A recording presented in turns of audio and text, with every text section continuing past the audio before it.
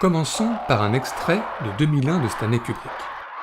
Des singes à l'aube de l'humanité, un os lancé dans les airs qui va se transformer en un vaisseau spatial, bref, l'une des plus célèbres transitions de l'histoire du cinéma, nous faisant passer de la préhistoire à la science-fiction en un raccord. Et il se trouve que des effets de transition mémorables, il y en a beaucoup dans l'histoire du cinéma, ce qui nous a donné envie à Blow Up de faire un petit point sur la question. Alors commençons par le plus classique, la traditionnelle typo s'inscrivant à l'écran, permettant de changer de temporalité, un exemple entre mille, dans Tout sur ma mère, de Pedro Almodóvar.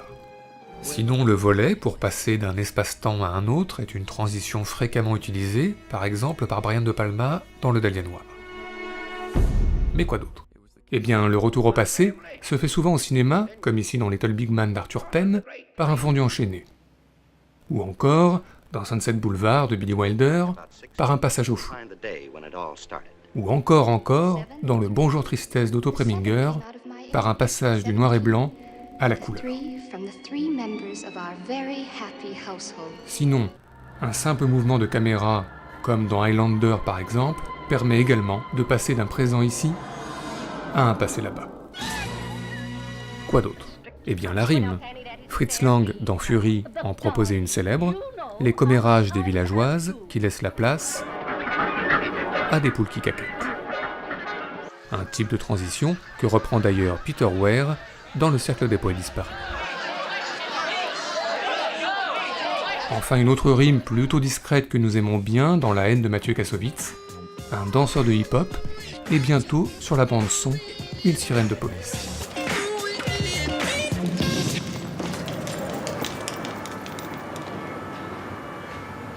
Enfin, pour être à peu près complet, une nouvelle forme de transition est apparue depuis les années 90, le morphing, permettant, comme dans Titanic par exemple, de passer de l'épave du Titanic au Titanic le vrai. Bref, des effets de transition, comme ici dans Un homme d'exception, où l'on passe de l'hiver au printemps en un travelling et un morphing, il y en a de très nombreux dans l'histoire du cinéma, ce qui nous a donné des envies de classement.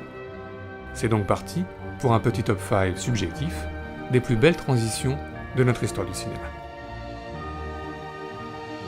Notre numéro 5, parmi les transitions les plus célèbres de l'histoire du cinéma, il y a celle de Voyage au bout de l'enfer, où l'on passe d'un bar en Pennsylvanie au Vietnam en une coupe et un léger empiètement sonore. Voilà. Et puis, il y a bien sûr Laurence d'Arabie de David Lean, une flamme d'allumette qui s'éteint ici, un soleil qui se lève là-bas.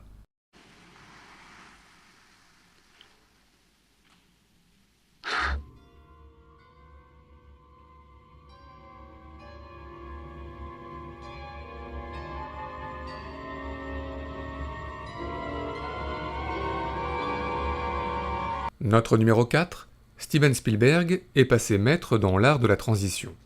Un morphing à la fin d'Il faut sauver le soldat Ryan nous transporte du passé au présent. Une célèbre rime en ouverture de La liste de Schindler nous transporte du présent au passé. Mais aussi une transition plutôt amusante en ouverture du Monde perdu. Cathy!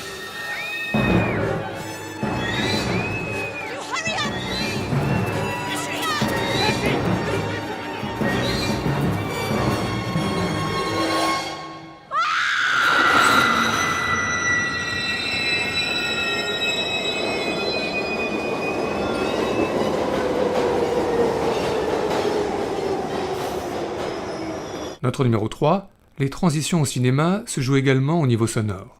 Dans Le Testament du Docteur Mabuse de Fritz Lang, encore lui, le tic-tac d'une bombe prête à exploser nous amène à ceci. Dans l'ouverture de Mélo de René, la transition se fait là aussi par une rime sonore.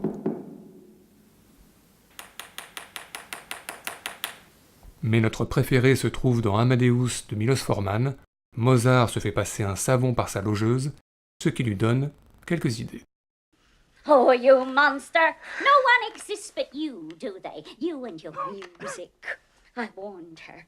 Choose a man, not a baby, I said. You marry him, you won't have a pot to piss in. You selfish thing! Selfish, that's what you are, selfish! Simply selfish! You hear me?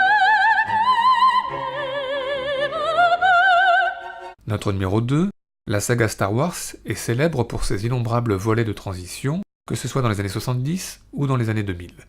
Volet vertical, mais aussi volet horizontal, bref, des volets partout et tout le temps.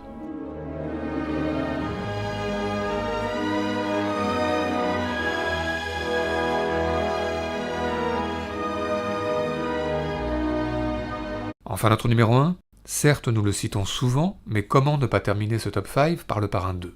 Le film de Francis Coppola contient en effet des fondus enchaînés parmi les plus beaux de l'histoire du cinéma, nous faisant passer comme ici du New York de la fin des années 50 au New York des années 10, de Michael à Vito Corleone, d'Al Pacino à Robert De Niro.